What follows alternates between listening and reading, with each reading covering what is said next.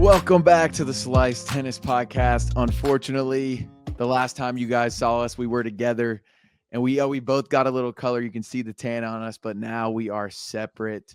But shout out to Betway for bringing us to the Miami Open. We really appreciate it. The hotel was awesome. The flights were great. The tournament was an awesome time. And so today we're back to the regular scheduled programming, which it will include, of course, our best bet of the day.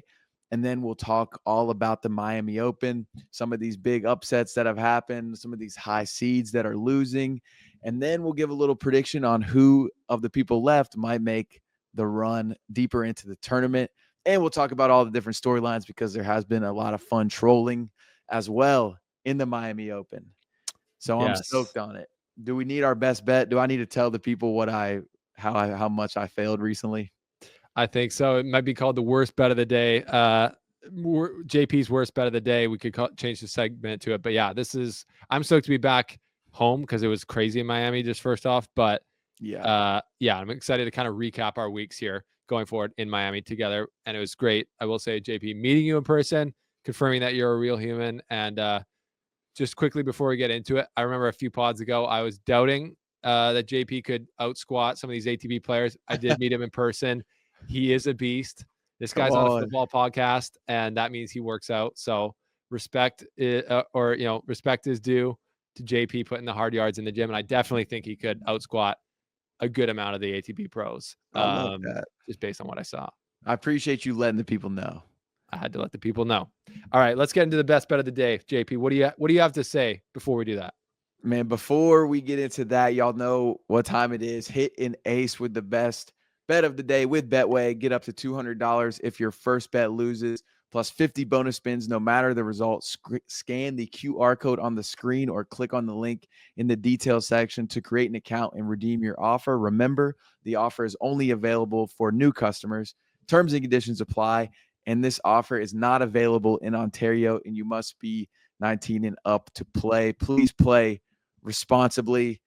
Luckily for me, I was playing responsibly, so I was able to take these losses. But, man, this was just – my bet slip on Betway is the ultimate depiction of the Miami Open. So, I bet on Tommy Paul to beat Cerundolo. Obviously, love Cerundolo as well, but Tommy Paul minus 210 favorite. Lost. Wow. Then, I bet Rublev to beat Bergs. He was minus 330. Lost. I bet Runa to beat Opelka. Minus 240. Lost. I bet Jack Draper. Minus 380 to beat Mensik. Lost. Oh, my gosh. And my only winner, mind you, I did also parlay all those picks. And my only winner, and I stopped after I lost those four. But my only winner was Dennis at minus 475 in that first round against Thiago Tarante. And that almost didn't hit.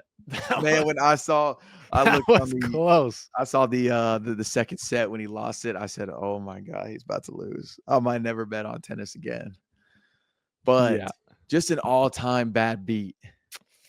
You're down bad. That is crazy because a lot of those are like, minus 300 plus, and those are just safe. Like Tommy Paul versus Cerundolo. I mean, I can see that one happening, but also it's Tommy Paul, and he's better on a quicker court, I would think. And maybe there's a little bit of pressure there because I'm just looking at Tommy Paul's quarter, which we will get to when we kind of break down what's happened. But if he had beaten Cerundolo, he'd play Casper Ruud, where I'd take Paul over Ruud there. And then he's into the quarterfinals to either play Dimitrov or Nakashima because Alcaraz had lost. So maybe he saw the wide open route to the semifinals. And then there's he has more to lose than the other guy, but some of those beats are bad. I mean, Draper coming off the win in India Wells. I was so sick because I'm like, you know what? I'm playing it safe. First week, playing it safe. We're gonna capitalize on these matchups where the favorites should handle it, no problem. And almost none of them handled it. That's crazy. The Mensik he's a beast, so we'll get into that. So playing it safe, my best bet of the day. Those were the worst bets of the last week, but the best bet of the day, I would, some value I see is on Lorenzo Musetti plus 250 against Yeah. Djokovic tomorrow night. Yeah, Musetti beat Felix Auger-Aliassime after dropping the first set. He played some great tennis, and his coverage of the court was insane. So, Djokovic is going to move him. But if there's anyone that can move, it's Musetti, and he's got the bit quicker courts. His power gets accentuated a bit. So, Djokovic has won 2 matches. People are like, oh, he's back in the groove. Not really. Like the 2 guys he beat are Right. just like if he had lost to them, it would be like panic mode, like retirement, like central. Like the 2 guys he's played are just not good hardcore players. Which is, you can only play the other guy on that, but it doesn't really prove that he's out of his funk, I would say.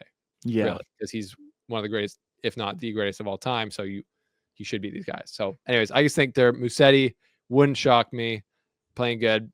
And he is plus 250. So I thought that was a lot of value on him for how close that matchup should be, in my opinion. Yes. But we'll see. I don't hate that at all. We also, as we get into these storylines, Djokovic, he stole some headlines the other day with his post. Did you see who he posted with? Yes, your friend RFK Jr. Djokovic and I have a photo with the same person. We now have something in common.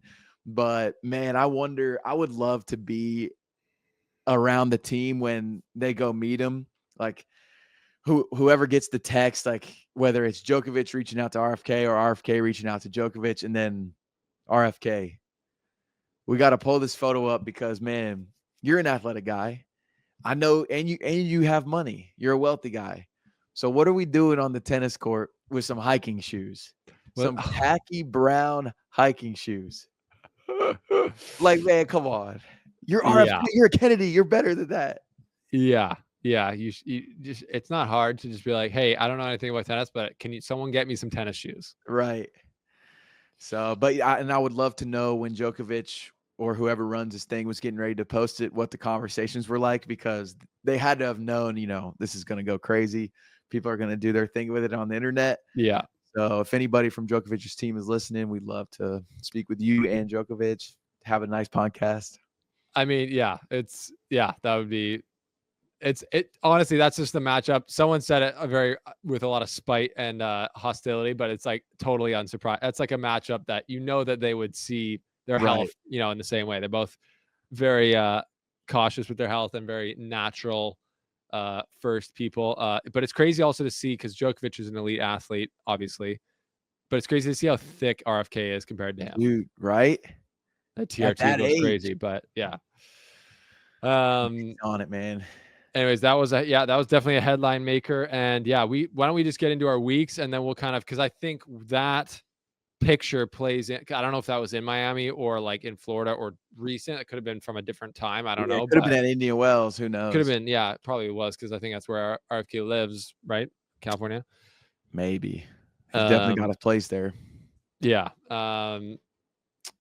Yeah, but yeah, what was your week like, JP? Because I know you left Miami on Wednesday morning, so most of your week was actually not in Miami. Yeah. What was your week like? The week was awesome.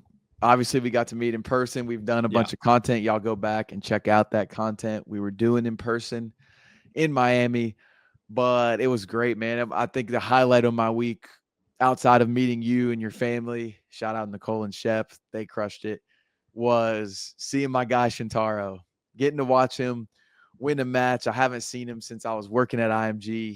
He gave me my tennis racket I use, and it was just so good to see him, so wholesome, and to see him get the win. Unfortunately, he lost in that second round of qualifying, but great to see him. Great guy. Y'all go follow Shintaro Mochizuki on Instagram.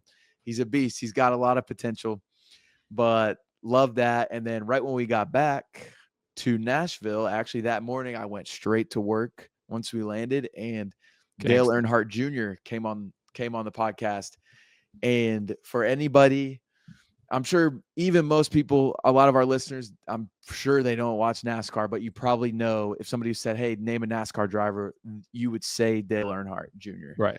Or Dale Earnhardt. And I cannot say enough good things about this guy. Like, he is one of the largest names in American sports. And dude, he is the most humble person you will ever meet. he's talking to Will outside. He walks in and he hears that I'm a South Carolina fan, and Dale is obsessed with NCAA football, the video game. And he comes in, he's like, "Oh, you're the South Carolina guy?" He's like, "Oh man, come here." And we start talking for like 10 minutes about South Carolina. And I'm like, this is Dale Earnhardt Jr. and he is talking to me You're like one-on-one. pinching yourself. Yeah, it was so cool. And just his whole demeanor. I wish I hope that every athlete that I look up to or know of, Yeah. I get to have that experience with, and that other people get to have that experience, because Dale is it, man. That humble attitude is real, and there's a reason he won sportsmanship of the year for however many years he won in a row. Right. So it was good. It was a really busy week, not a lot of sleep. On Saturday morning, we went to Hendersonville, North Carolina, and we decided to go to Hendersonville, North Carolina that very same morning to go to Sitton's nephew's second birthday party. So we made that decision at 8 a.m. and then we were in North Carolina by 2 p.m. and then we drove back. And so it's been a lot and a lot of editing. So, but it's been good. How was your week? First big trip with the fam. You are the man. You're the man for packing that all in there, looking as good as you do, keeping yourself sane. Your capacity is large, and that's why you're destined for greatness, I would say. Hopefully, man. Hopefully. Not destined. You're already great. You're already here. Come but on. You're just operating. That's why you operate at the level you do. And I got to see in person, which is this guy can edit like literally whatever I edit, he can do it in like 25% of the time. So we should have met a long time ago. The slice would be further along. Sorry, what was that? It's easy when you got good talent. Yeah, maybe. I think I'm hard to work with sometimes. But speaking of being easy to work with, was my son Shepard on the flight to Miami. Absolute legend traveler. He didn't cry with the pressure going up or down, mainly because my wife is an amazing parent, and she was just like doing such a good job at feeding him when we were going up and down, and then he would sleep in our arms. And he's super cute. So like the flight attendants were all like gawking over him, and like they would like take him and hang out at the back of the plane with him. It was very cute. And then he was, it was his first tournament. So we were on the grounds with JP, and he's crawling around on the grass, hanging out. We watched a night match together. We watched Fonseca versus Lerner Tien, really only the first set. Super cool to have him in the stadium. And yeah, so much of my week we'll just talk about when we break down the tennis, because that's all it was just tennis other than the travel. So why don't we just do that? But yeah, it was being on the grounds there was great. And I guess let's just start with this, JP. Like let's give our personal recaps of kind of like the Miami Open together. Like I thought it's always I've been to it. The last tournament I was at was the Montreal Masters 1000. I was there alone. It was my first time in Montreal, and I would say that stadium is a permanent structure for tennis. So the crazy thing about the Hard Rock Stadium compared to all the other ones, which JP I don't think has any, you haven't been media in any other big tournaments. Right. Like the Hard Rock's a rented venue. So behind the scenes, everything is crisscross. Like you cross paths with all the players constantly, all their agents, all their coaches. In other places like Montreal or Indian Wells, like you're kind of just separated the whole time, like the media from everyone else, because they don't want you guys talking essentially. And while we were in there, JP knows we had to navigate the whole world of media and the landmines of like doing the wrong thing, right thing. But I was able to like dap it up and have a conversation with Tony. Why can't I remember his name? Roger Federer's longtime agent, Tony Godsick. We chatted for some reason. Yeah. And anyways, it was just cool to talk to him, because he's probably the most famous tennis agent of all time. Like Federer was the most highly paid player for years and years and years. Yeah. So that was cool. And just all the other people we met, other agents, other coaches, other people. I don't know. It was a lot that week, but it's just awesome to be in the kind of the belly of the beast in that stadium as well. Yeah, I mean the weather was awesome, and that's interesting, because I didn't realize that at the other tournaments there's not that crisscrossing doesn't happen. So in my head, I'm seeing it all play out. I'm like, man, this is kind of money. If you get in with the players just a little bit, it's so easy to run into them and do the things you need to do. Yeah, but it was cool, because the Miami Open was the first tennis tournament I had ever been in, and then now to see it on this side of it, / with everything growing as it has, that was awesome. The weather was perfect. The way it's all set up is super easy. It was so easy to get from the press box to court 1 to court 5 to the grandstand, which I really appreciated because, we're messaging people on the side, hey, I'd love to meet up. And they're like, oh, I'm at this spot. Okay, sounds good. I'll be there. And it takes 3 minutes. Yeah. So I love that. I know I said it before. I love watching the guys practice. I think practice is fun. They interact with the fans a lot. They're trying some more fun things to keep everybody entertained. It was cool to see. I got another reply on Twitter from Kyrgios. Yes. And I did DM him some photos that I took, and he responded back. There's a little bit of something going on there, but it was cool to see him in action because his team is so much smaller than everybody else. He's not always hitting with another player. And it was awesome because of how interactive he was with the fans. And I wish more players were that interactive because guys are walking by and, there's that screen along the fence. So you can't really see, like you can tell it's Nick Kyrgios, but he can't tell anything what you look like on the other side of that thing. Right. But I watch multiple people walk by, Nick, love you. You're a legend. And he responds back to all of them. Yeah. And to see their reaction, there was one guy after Nick was like, hey, man, love you too. Like, thanks for the support. He turns around. He's like, man, he said, the day is made. The weekend is made. There's no shot, man. No shot that just happened. I got to tell everyone. And he pulls out his phone and you can tell he's fired it off. Yeah. Like, dude, more players need to play into that during those practice sessions when they're a little bit more lax and everything. So that was cool. That's a great. I'm glad you told that story. Like those positive moments. Like Nick Kyrgios gets a lot of bad press. Like some of it he brings on himself, but he does have such a benefit to the game in a lot of ways. Like that, making people's day. It is hard to get to the Miami Open, I would say, for a lot of people, and it costs money. So they get there, and then if players just ignore you, it's just like guys. Like it takes nothing out of Nick's day to go be like that to people, right? And he makes people feel good. Like the fans who care for him, and he gives the love back. And actually behind the scenes in his mix zone after he lost, which he did one, which is, respect to him. He was very transparent talking about his mental state and what he needs to work on. And, I already covered this, but he sounds like he says he has a lot of tennis ahead of him, which is a different tune than what he's had. Right. But different guys in the media, he had a busy mix zone, and different people in the media were like, when he was done, one guy who I hadn't seen before, he goes, "You have a lot of soul left in you." He said this to Nick, and Nick's like, "Thank you, man. Like, I appreciate it." And the guy was like, "You still have a lot of soul." Like he just repeated it to him. I don't know what was going on. And Nick's like, "I appreciate that. Actually, like helped me out." And everyone who said, like, people always say little things like, "Great job, Nick." He's like, "Thank you to everyone." And so he's got big personality, big emotions. And sometimes it's that's like everyone, right? None of us are perfect. None of us are always doing, and he's covered 24/7 when he's out there. So there's a lot of little things that people don't see. So I like highlighting those. Yeah, no, it was awesome. And there's other guys out. Grigor, he seemed to be good with the fans, but it's cool. If you're a player, man, take advantage of the platform because you're not a tennis player for a lot longer than you are a tennis player, and nobody's going to care in 10 years. So for real. So title of this podcast, Sunshine Trouble, because seeds have fallen. Like it's been crazy, not only on the men's side, on the women's side too.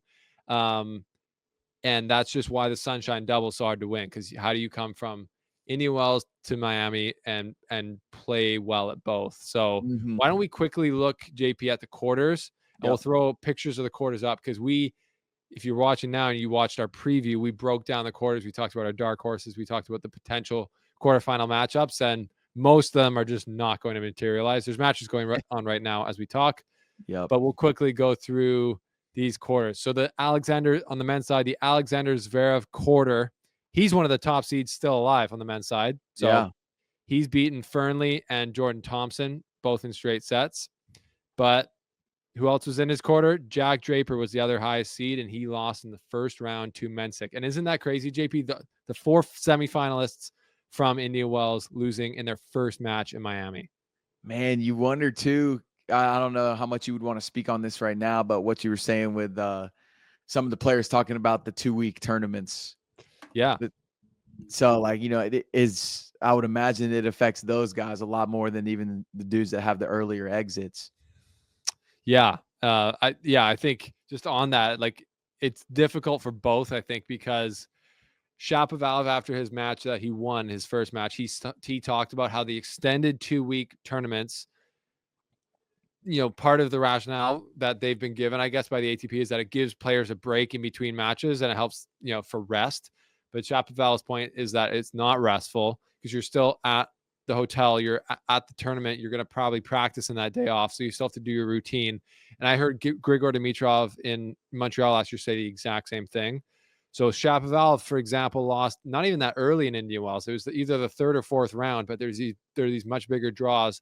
So he lost then. And it was still like 11 or 12 days between his loss and his first round or second round match in his first match in Miami, which he says is just like, I think it takes an emotional toll on players. Like you're away from home, you're traveling. So then even Chapo, he was a lot more edgy in Miami than he was in Indian Wells or Acapulco.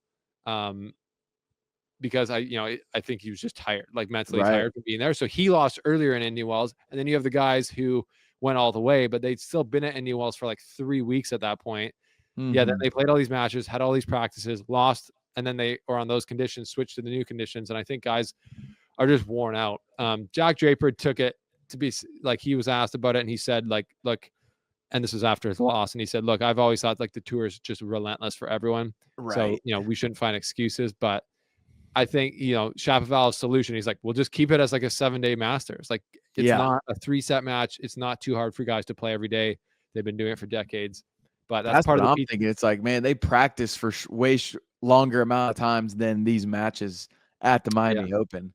Yeah. A lot of the matches are just over an hour and usually their practices are 2 hours. So it's, anyways, that's part of it. I think but I think also like what I said on Twitter is like, holding this current generation of players to the big 3 standard as the status quo is just ridiculous. Like seeing the same 2 guys play in every final back to back to back is just not going to be what happens going forward. I don't think even Alcaraz is not machine like those, like they were, and maybe he'll get there.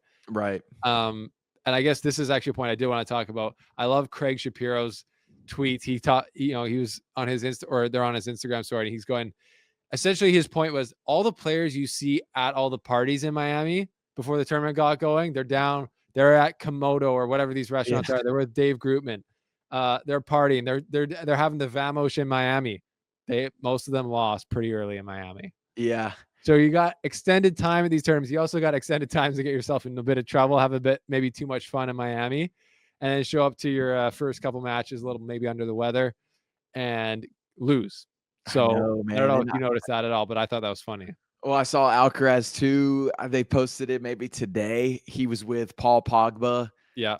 And some other Instagram influencer, I guess. Or I forget who it was with, but he's hanging out playing basketball, whatever it was. And then somebody tried to stir up some other controversy with Alcaraz saying, man, I just love Padel so much. And they're like trying to hint at is Alcaraz going to go to Padel? It's like, all right, that's it. Alcaraz is going to lose. He's going to leave tennis to go take the bag at Padel.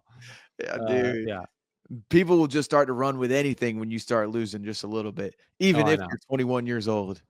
Yeah, and like the best player in the world and like getting the absolute bag in tennis, like his Nike contract. What was it? Like it's just absolutely $60 million or something like that. But no, I think that is Miami's a crazy vibe. Like there's energy in the air there, and people and the players all. That's another funny thing. Like all the tournament hotels are placed around the city, so we stayed smartly because we had to have our mental clarity focus. We couldn't be partying in the Brickell region. We stayed in Aventura. A lot of the other players did too. At my hotel was Tsitsipas, Badoza, Casper Ruud, Demonauer, all these players, most of them are still alive except for Tsitsipas, rest in peace. Everyone else is in the Brickell partying.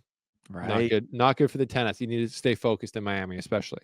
Not good for the tennis, but we have that Zverev, obviously, like you said, he was keeping his up in the next quarter. Was that Fritz's quarter? Yep. Taylor Fritz, still alive. Yeah, obviously he beat Dennis. Fritz is alive, and then they're waiting on Fonseca and De Minaur to finish their match. It looks like De Minaur, as the time we're recording this, it's 1-1, but he's down a break in the third. Okay, went to Or the in third set. Yeah, yeah, in the okay. third set. No, oh yeah, Fonseca's upper break in the third set. Sorry, Yeah, sorry, sorry. That's my bad. that must be a crazy atmosphere. I gotta see. It's like because Demon Hour plays the type of tennis like that, that defensive, amazing counterpunching that like it extends the rally beyond what Fonseca's probably used to. Right. So the drama there with all the Brazilian fans, because I was at his first match, it was absolutely crazy. And then So Lerner Tien wasn't he wasn't exaggerating. Sorry, we about to bring that up. yeah, that's a great segue. That's right. Lerner Tien was basically not exaggerating when he said on his Instagram post the location, Rio de Janeiro, Brazil. That was one of the I thought that was one of the most epic tennis tweet or Instagram posts I've seen in a while. It was the number one until Anisimova came with her heat, which we can get into it now or we can get into it later. No, that was great as well. Just I love the spice. Like Lerner Tien's being like, that's a little dig at the American fans, I think, being like, I just played in my home country of America, and I was like Yeah. by far the crowd unfavorite. Like Fonseca Everybody had knows so much support. Miami's not really America though. Yeah. It's like I talk to anyone I know, like I'm interviewing fans and I'm like half of them just don't speak English, but they kind of like Right. look like they would still. Like they're not like I don't know how to put it, but so that was a great post from him, which is very funny. And then yeah, Anisimova with the bird, because I also love Andreeva not believing her. I love both sides of that. Like both, I'm Right. like, yes, yes, yes. You know what I mean? Yeah, because she's right. I mean, I would be so frustrated if I was Andreeva on her. She's serving, and what was it? It was 40-40, or maybe she was I forget the exact score, but it Yes. was like, "Oh my gosh, this does seem very gamesmanship like." And when Amanda got back into the locker room and was about to do her thing and saw it was on the middle finger, how can you not? You have to troll like that. You have to. And brave of her to do that. Love that she did it. Because I was talking to somebody else and I was saying that I would love there to be a little bit more trash talk and more energy in tennis like that. Yeah, And then because now I'm just looking forward to the next Andreeva Anisimova match. exactly. And when we were previewing it, it was like, "Hey, Anisimova is gonna be." She was tabbed as the next young star. She Yes. dealt with her things, and so we were looking forward to that potential matchup, and it delivered. And it delivered and she won. Beat Andreeva, who, that's a big win for Anisimova to be like, yeah, I'm still here. And Mhm. Andreeva, I think I said earlier that was ended her 14 or 16 match win streak, which is crazy. Just crazy, Yeah. crazy, crazy. Um, Next quarter we had was Djokovic, yes. and he is playing Musetti, like you said, in the best bet of the day. And Yeah. Sebastian Korda has Monfils. Monfils playing well.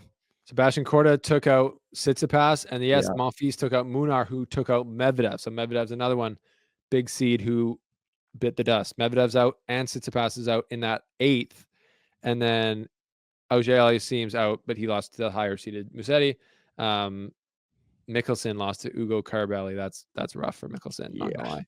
gonna lie. No offense to like these guys, like he's lucky loser. So yeah, Mickelson's the 32 seed. Like Right. there's always the levels to it. You get to now I'm at a career hard. Now I got to defend my ranking every week. Yeah. The guys are coming for me, so that's tough. So that's the Djokovic court. A little less chaos in that one, I would say. Mhm. Medvedev is the guy there, and then the Alcaraz quarter chaos for him. David Goffin comes out, beats him. Did you see any of that match or any of the highlights? I did. I saw the highlights. Crazy match. Goffin, like people who are like new to tennis, maybe like they're just kind of fans because of Alcaraz are probably like, how did he lose? And it's like Who is this guy? Goffin, he's about a little bit shorter than me, I would say. Lighter than me probably too. Like he's not a thick guy, but he's a wizard. He's like tennis mastery. Like he Right. knows how the physics of the court and the ball and the racket work better than Alcaraz. Let's just He's be like always honest. there.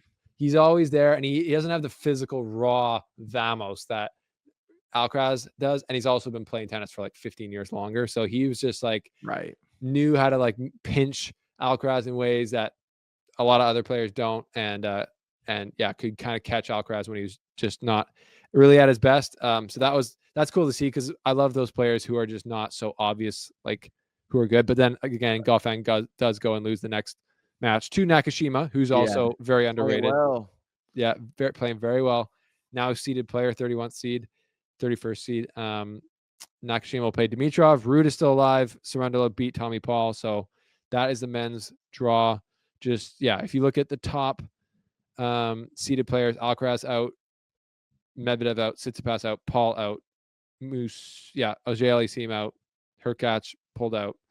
Just crazy. You got to be kicking yourself if you're these guys in there, man. You see all those big names drop. Like if you're let's see if I'm looking through kind of like, yeah, I mean, if you're any of these guys that have been losing, it's like, man, what an opportunity to win the Masters 1000 tournament. And they just kind of folded with no center, an older Djokovic. Now the top 4 guys losing. So if you're Felix, it's like, man, this would be an awesome opportunity to win one. Yeah, like, I know. Ben, I think Ben or Mike from Matchpoint Canada, our Canadian brothers, tweeted that out before the match. I think before Felix and Dennis played yesterday, he's like, "Hey, this would be a great week for them to win one because all these guys are out." They both lost their next match. So I'm crazy. One thing you guys got to know about me now is like I'm crazy superstitious when I'm at these tournaments. JP saw about it. I'm like, I swear that whenever I show up to one of the guys that I want to win matches, which is essentially just the Canadian, like I have this like weird like what is it called? First person like main character syndrome, where I'm like, if I show up to the match partway through, they're gonna notice I'm there, and then for some reason play worse because like they care about me, which they probably don't. Right. And regardless, if your buddy shows up, you should be like, oh yeah, more support for me. And anyways, but like I swear, anytime I showed up, the Canadians would just start losing. Even Shapo, he's like serving out the match, and he was like triple double faults. I'm like, what is going on? You had to book it out of there. So then they tweet about it. You know, these guys lose. I don't know what's going on. But let's go to the women's, JP. First quarter, Sabalenka, she's rolling. So she's one of the big stars who we all, I think, me and you both picked her to win. Yeah. She's helping us out. She's won 1, 2, 3 matches now. She beats without dropping a set. 1 breadstick, 1 bagel, and beats Collins 6-4, 6-4. She'll play Qinwen Zhang in the quarterfinals. So that's not very like Qinwen Zhang's the 9th seed, but big one there. Elena Rybakina losing to Ashlyn Kruger. Yeah. Who's also a huge hitter. I watched her beat Leylah Fernandez, the Canadian. She's tall. I think she's taller than me. Like she's at least 6 feet. Like she's got serious game. Who's in the next quarter? Well, I'll tell you who's not there because they had a upset loss. Coco Gauff, man. I did not even see that happen. I know that as I'm scrolling through, this is my first time seeing it as well. She lost 6-4, 6-4 to Lynette, but I don't even. Yeah, Magda Lynette from Poland, unseeded. Yeah. That's a tough loss for Coco Gauff in her home tournament. So the home court disadvantage continues for Coco. Yeah, and then Paolini, she took care of business. She beat Osaka. Yeah, so Paolini's there. I think we talked about her in our preview. She was huge last year during the French clay or French, like the natural court surfaces. I don't know. I can't remember. I think she made the final of French Open and Wimbledon. Yeah. Lost in both. But yeah, she had an awesome year. So that's great to see her playing well again. So Coco out, Rybakina out. Those are 2 big upsets so far, I would say. And then Navarro lose in the next quarter in Pegula's quarter. Pegula's through, Koscheck's through, Anisimova there. So she beat Andreeva, so that's an upset, I would say. But then Emma Raducanu beat Emma Navarro. And then Emma Raducanu beat Anisimova. Was that today? 6-1, 6-3. Holy crap. So Emma Raducanu's back. She's cooking. Like, you got to say Emma Raducanu's back. You have to say it. And man, if she wins, if she beats Pegula, oh, man. The British press will go nuts. And there is British press at these tournaments that travel just to follow her. Crazy insider story from the media. Apparently, there's a bunch of British press that once Raducanu lost in Indian Wells, they left Indian Wells to go to Miami. There's like, nothing else to cover here. About a week and a bit later, Jack Draper wins. So now, like, a lot of them weren't there. I heard that from on the ground in Miami. So this week, they're getting blessed with Emma Raducanu winning. What is that? 1, 2, or she won in the first round as well. 1, 2, 3, 4 matches now. And the craziest stat of them all, JP, you know what? I don't know if you knew that. She beat Emma Navarro, the 8th seed, who's the 10th, I believe the 10th ranked player in the world. That's her first ever top 10 hard court win in her career. And she won the US Open. Has to be the only slam winner to have that stat. That is just insane. It was like someone's tweet. I forget. I can picture saying it was 2021. Emma Raducanu wins the U.S. Open on hard court. 2025. Emma Raducanu notches her first top 10 win on hard court. That is so crazy, and that is the power of winning a Grand Slam. When we're talking about the media, you win one, all of a sudden you're a storyline for 4 years, regardless if you've ever beaten a top 10 player or not. The conspiracy theorists are always going to be out against Raducanu, Yeah. but Yeah, good like for you her, say, man. I storylines no like matter to see what. her If you're do not good. winning, that's a storyline. Like, oh, she was a one-hit wonder, blah blah blah. Which essentially until now she has been that. I won't Right. like facts are facts. Like she's that. It's just one of the craziest things ever. So it's good to see her winning again because I would like to see Emma Raducanu being a storyline week in week out on the WTA. Yeah. Helps the product. Yeah. Your girl, Victoria, how you say her last name? Mboko? Yeah, Mboko. She could be a problem coming up. Serious problem. Another great insider story. This is why you got to be on the ground, boots on the ground. So I watched that. I watched Victoria Mboko, 18-year-old Canadian, craziest stat. I forget now what it was. Either 25, 26, or 27 and 1 is her record in 2025. Whew. All at the ITF level. So she's won 5 titles, but some of those ITFs, like she had to qualify for the tournament and she went all the way through and won the title. Right. So now she gets a wild card very deservingly, not just because she's an IMG client, which she is, but very deservingly into the Miami Open. Then she wins her first round, beating Osorio against the big South American crowd, and then she plays a very tight match against Bedoza. Yeah. Paula Bedoza, part of Sitsi Doza. I believe she's the 10th. Was she the 10th seeded player? Yeah, she was the 10th seed, Bedoza. So Bedoza wins 7-5, 5-7, 6-3. And no, sorry, 7-5, 1-6, 7-6. So it was a tiebreaker in the third set. And Victoria Mboko is a little bit about the same height. They're both fairly tall, but Mboko's a little stronger. Yeah, super strong legs. And from the baseline, it was like Bedoza's a great counterpuncher, great strength from the baseline as well. But there was like if you just didn't know if you were just watching and you didn't know who either of these people were, you'd be like, oh, they're like the same level. Yeah. And Mboko's ranked well outside the top 100, and Bedoza's number 10. So as we're on the way to the airport Sunday morning, we're leaving the hotel. Go to the elevator booth. Who's sitting there? Paula Bedoza. I can't help myself. So I go, Paula. She goes, hi. I'm like, I'm a Canadian tennis journalist. I watched your match versus Victoria. Great win for you. That was an amazing match. And she's like, oh yeah, that was such a tough match. She's an amazing player. I was like, yeah, like, do you think she's going to be pretty soon, like up in the top? And she's like, oh yeah. So soon she'll be like top, whatever you want to say, top 50. Like, Yeah. She's an amazing player. So yeah, huge respect from a WTA vet. Yeah. So our girl, Victoria Mboko, big bright light for Canadian tennis there for sure. Dude, is the Spanish, the Spanglish accent not the greatest one of all time? Just how they form their sentences, how they deliver their sentences, the enthusiasm that they speak with. When you're saying it about Paula, I'm thinking about Anna, who we met. Yes. That was working there. Yeah. Like, shout out Anna. Dude, I love that type of, I don't even know the right word for it, but I just love the way they speak. It's so passionate and energetic. And yeah.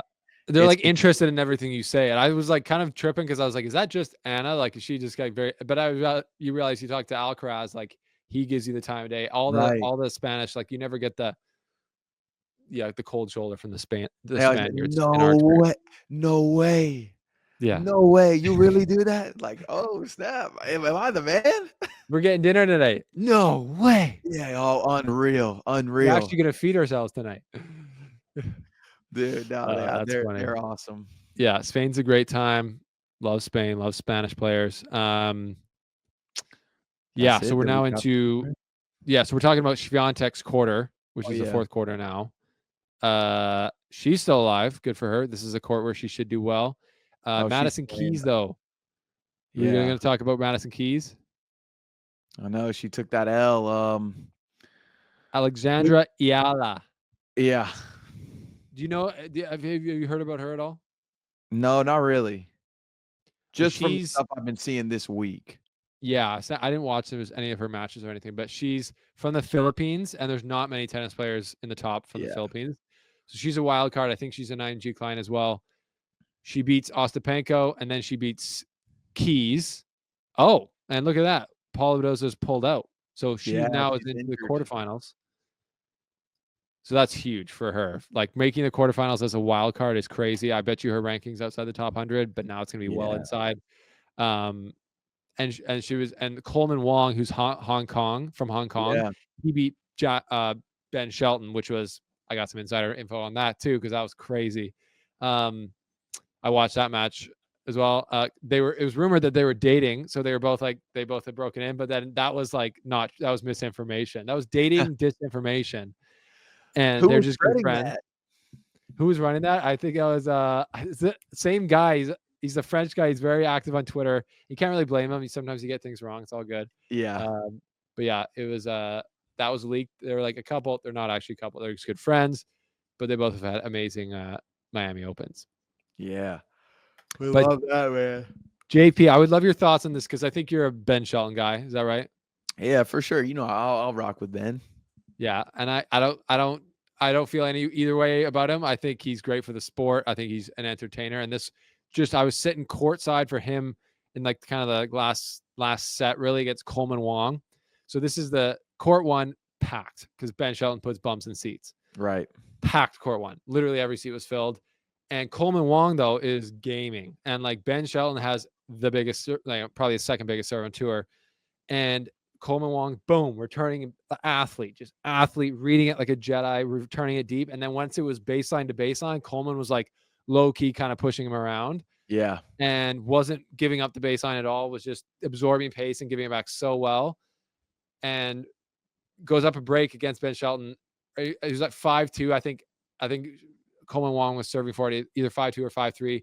And it's his like first time. It's like he has all the pressure on him. So he goes out there to serve for it, gets broken. And Ben's just like, he just goes into the crowd so hard. He's just like, he was doing it for a long time. Such a long time. And I'm sitting there with another journalist. I'm like, bro, you're still losing this. Like, you're still down in the set. Like, maybe consolidate the break. And he did consolidate the break, went to a tiebreaker, but then it was 5-all. And from that point on, every time he win a point, it's like, yeah, get the crowd up. And he's like trying to use the crowd to his advantage, which is fair play, like he should. But then it's 5-all in the tiebreaker, and Coleman Wong like held his stones a bit better, got the win. And I was just like, there's some people who think Ben like does it too much. Like he's a bit just too much with all that. And like that was an example. I was like, I can see why, because it's just like it's fun, but it's like there's like a line where it's like he's gonna like annoy some people, but Definitely. It's like he probably knows that. For every person he annoys, he wins like 3 news fans. So it's right. And I'm with you. I mean, some of it can seem extra, and when he's in this exact example we're talking about, when he's going on and on with it, as I'm watching the clip, I'm thinking to myself, dude, this would have been perfect if you ended it 5 seconds ago. But now you're continuing it, and probably some of those people in that crowd are thinking, I might start supporting this Wong dude in the rest of this match. But I will say, I'm sure when you're somebody like Ben Shelton that plays the way he does, that feeds off the energy like he does, when you see that you're going to play somebody like a Coleman Wong that you'd never really heard of, in your head, you're probably thinking, okay, I'm going to come out here, put on a little show. And you're not necessarily locked in on your opponent. You're more kind of focused on the crowd and what you can do for them. Yeah.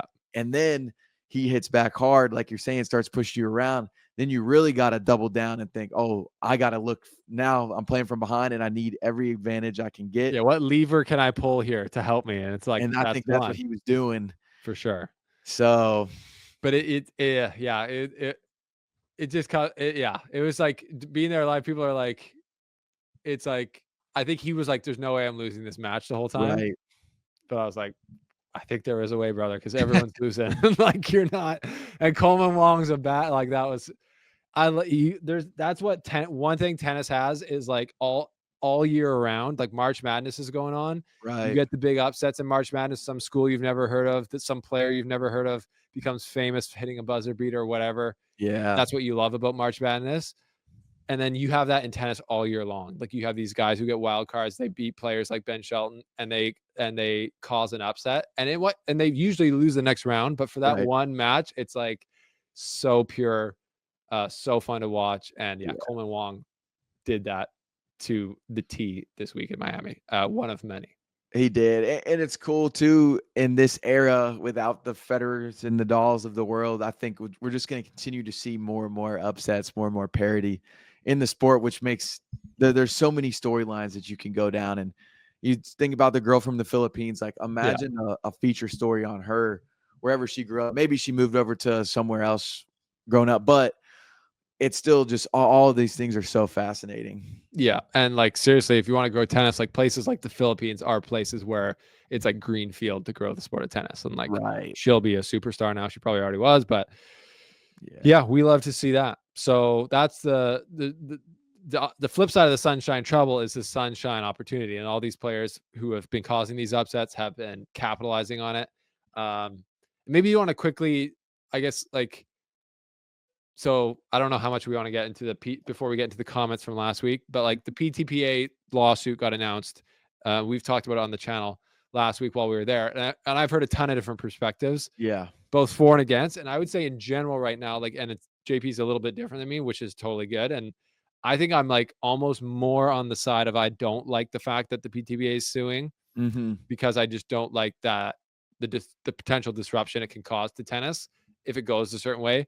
But and one of the main things I don't like is, one of the main things I like that the PTPA is advocating for is a schedule optimization for players, because to me the 2-week Masters is bad. Right. And I've heard from ATP staff there that they don't like it. They are working longer. Yeah. They're probably on salary, whatever. So they're more, and they also said the TV deal isn't expanded. It's the same amount of money stretched out. They think they Wow. can get it back with ticket sales essentially. Like, and maybe they can, but the one good thing that I'd say that the extended draws do is give a lot more wild cards and a lot more matches at these bigger tournaments for players Right. to get points at. So that helps. But yeah, in general, I guess, like, what was your kind of feeling around this whole lawsuit getting announced, and kind of like just a bit of like that's like politics entering tennis in the last week. And we were there watching kind of it go down. Right. I think it's funny. I think it's extremely necessary. Yes, it's abrasive. It's putting people on two different sides of where they think they need to stand, what they think will be better. But ultimately, that's the only way these things get done. It's the only way things got done in the NBA. It's the only way the things got done in the NFL. And now in tennis, I don't care what people say. I know the ATP just now, in the last 2 years started rolling out that minimum payment for players ranked. And none of these little things started happening until the PTPA formed.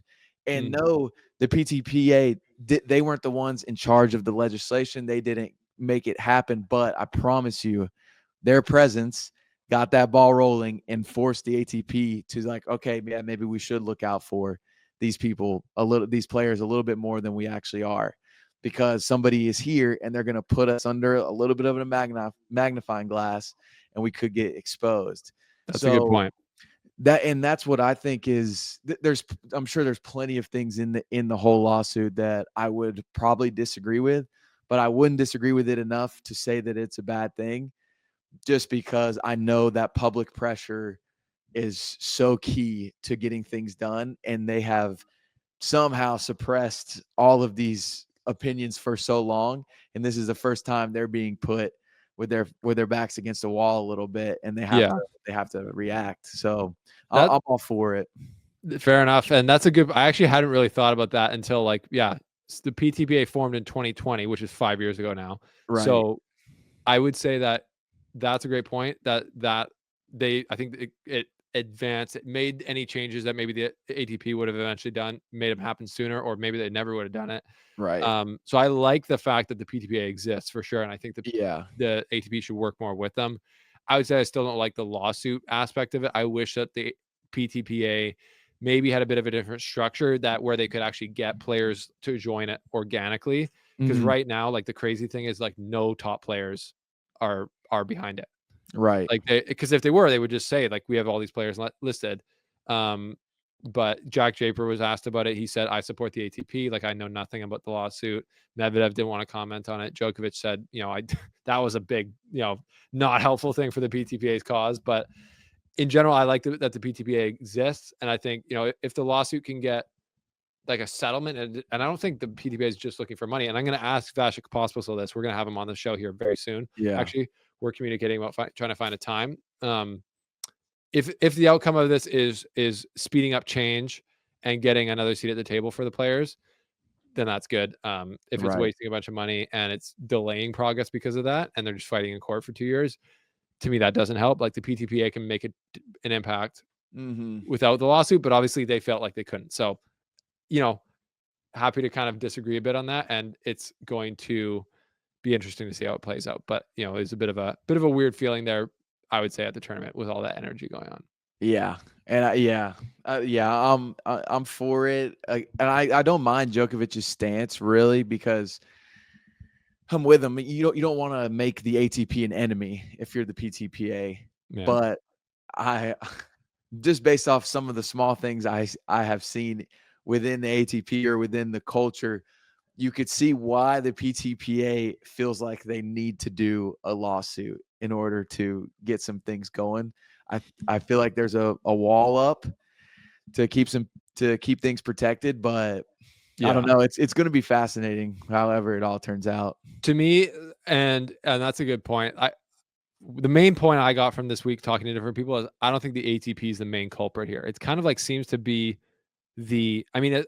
most of the tournaments are ATP tournaments. There's only 4 in the calendar that aren't. Yeah. But those 4 bring in 80% of the revenue in tennis. Right. And those 4 being the majors pay by far the least percentage of that revenue to the players. So for those of you who don't know, the majors pay about 13 or 14% of the total revenue of the tournament to the players. The ATP during the year pays 45% of the revenue to the players.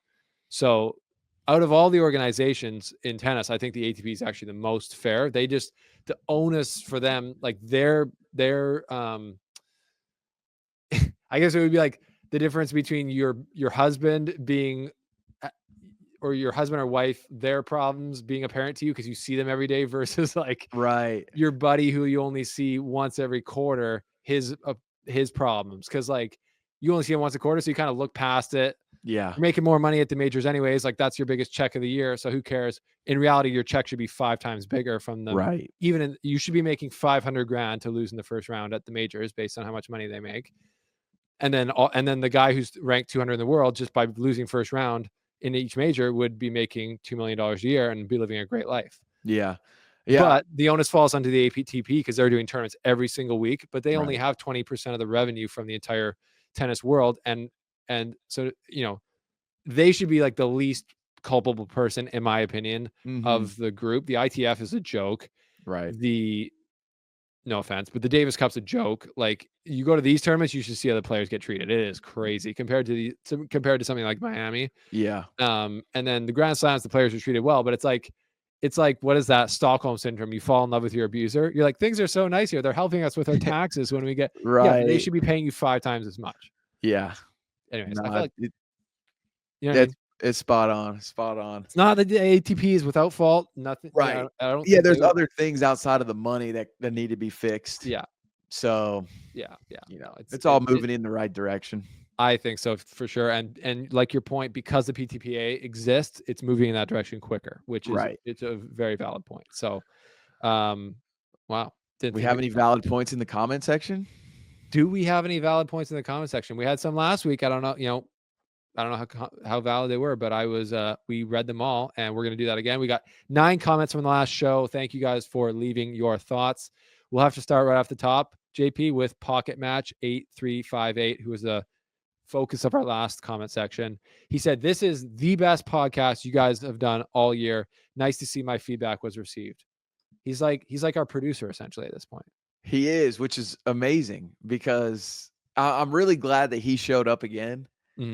Because he asked us to do something. We asked him to do something. We both held up our end of the bargain. And now we both are standing higher than we were last week. But what we do need from him, we need updated rankings. Correct. which he actually gets to. I don't know if you have the comment in front of you, but he goes, Oh, you guys did a short Betway, kept your week's part short, and went deep dive into tennis and tennis stories. You guys have talent for talking sports.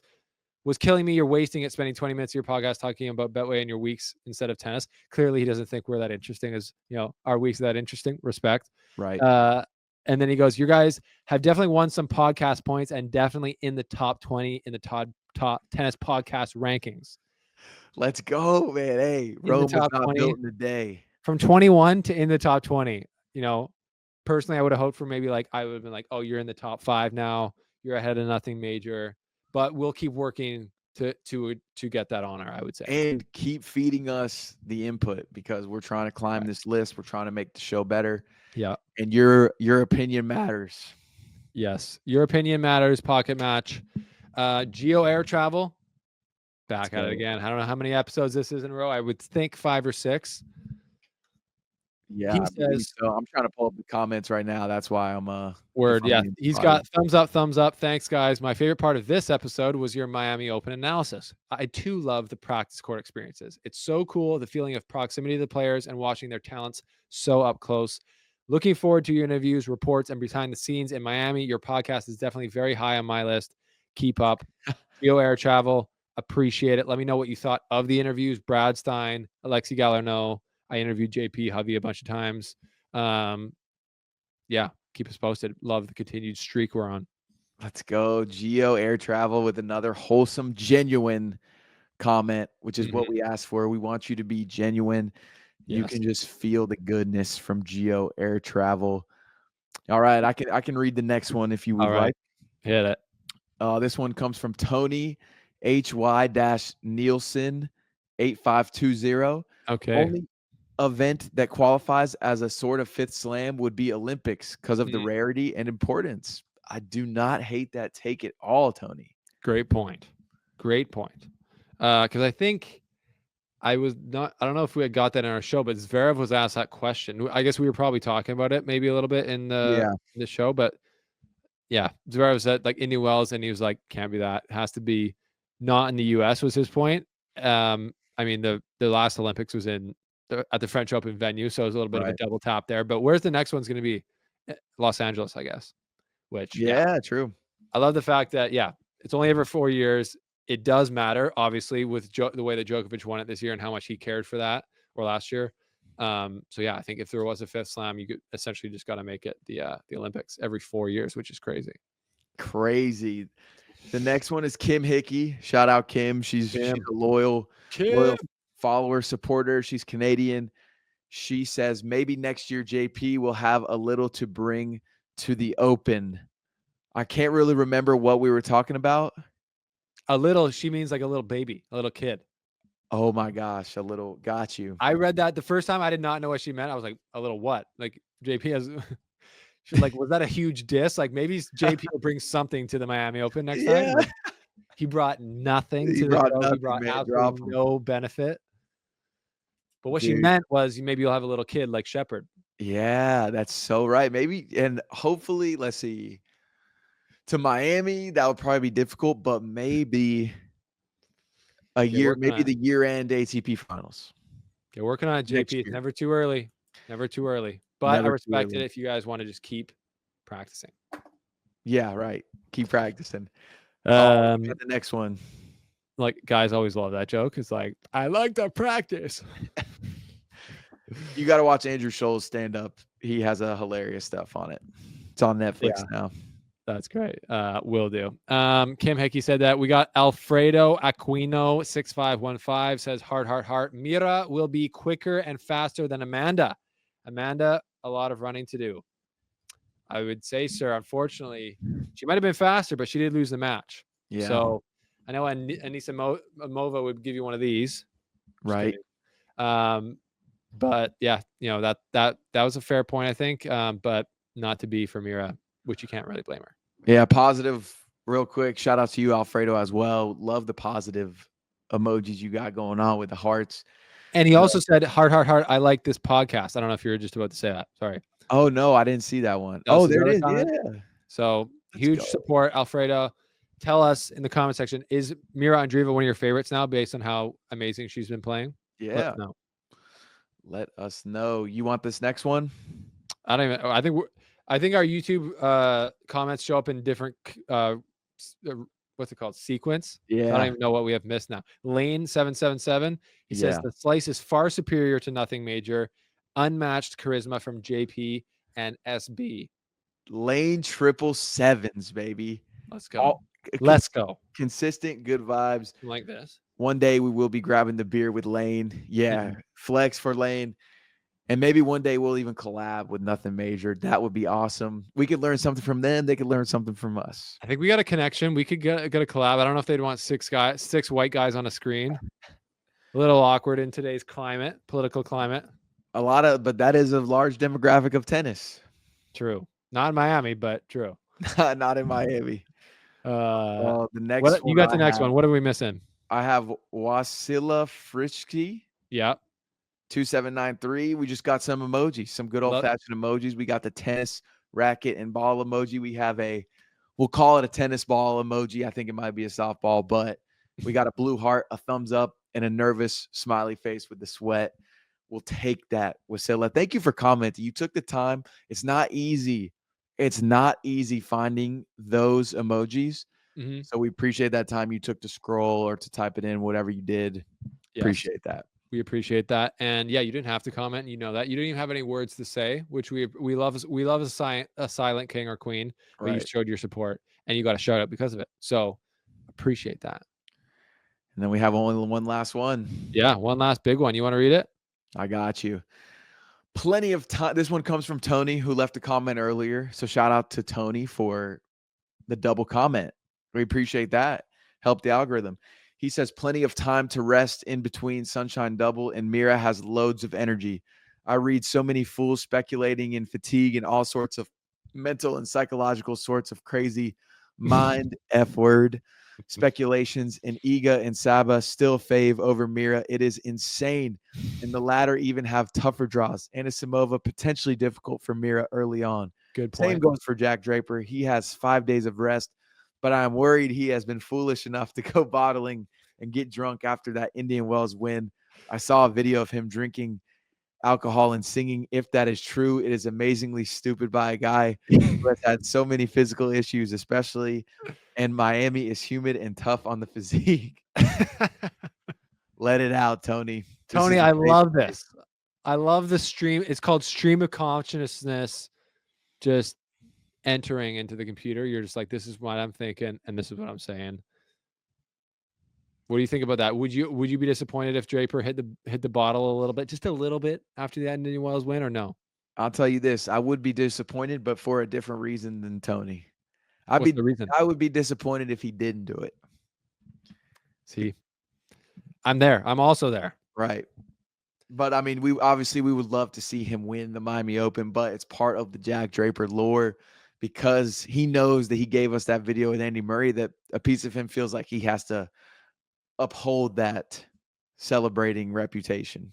Yeah, I didn't see that video. Maybe Lane or Tony is you know how in one of our reels we were talking about how every time the Draper wins, that video is going to go up. Maybe Tony just saw that video and thought it was like current. True.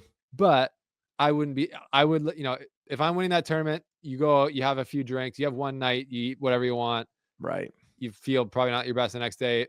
But then Draper still had Sunday. He would have played his first match Thursday or Friday. So that's enough time to recover. And I think any dehydration that it would give you, you have a whole team that rehydrates you. And the mental relaxation, you need that if you're too bottled up. And a lot of players, like, look it up, Marat Safin, like a lot of these guys would drink. Yeah. And some guys it doesn't really affect them. And he's British, so you think he could like handle it a bit better than the other people. But I don't know. But you're allowed to have your opinions, Tony. And I love that you just put them all in there. Yeah, I love that. Great comment. Yeah. And shout out to everybody that has shared that Jack Draper clip because it's gotten a lot of shares on Instagram. Word. Which is great news. And while we're speaking about sharing, guys, this is the end of the podcast. So make sure you share this podcast with your friends. Tell them to comment. Keep commenting if you are already a commenter. We appreciate it. It helps us in the algorithm. Yes. We're on our way to 21,000 subscribers. We're at 20.4 right now. So keep helping us. Steven, you got anything for the people before we sign off? No, I feel like that was a dense podcast to recap our great time in Miami. Again, shout out to Betway for that. They're a huge partner of the Miami Open, as you can see if you've been watching any of the tennis. So if you're going to bet responsibly, use Betway. They're a great partner of ours. And yeah, the tournament's still going on. The crazy thing is we have like almost a week left of the tournament still Yeah. because of these 2-week formats. So literally our next podcast will be wrapping up the end. So we have a podcast at the start, at the middle, and at the end. And then we'll be into the clay swing after that, which I'm personally excited for. I don't think we really had much of the clay swing together last year because we haven't No, been doing it I think I player yet. started in May, maybe. Yeah, maybe like just heading into the French Open. Yeah. But anyways, that's an awesome time of the year. I think when you first get to Europe, because at Europe, everything's like awesome there. And you hit Monte Carlo, sick event, and then goes to the French Open, Wimbledon. The tour keeps rolling. The show must go on. JP, great work today. Thanks for being in Miami with us. It was amazing meeting you. Likewise. And that's all I got. Over and out. Peace. We'll see you guys next week. Thanks for watching.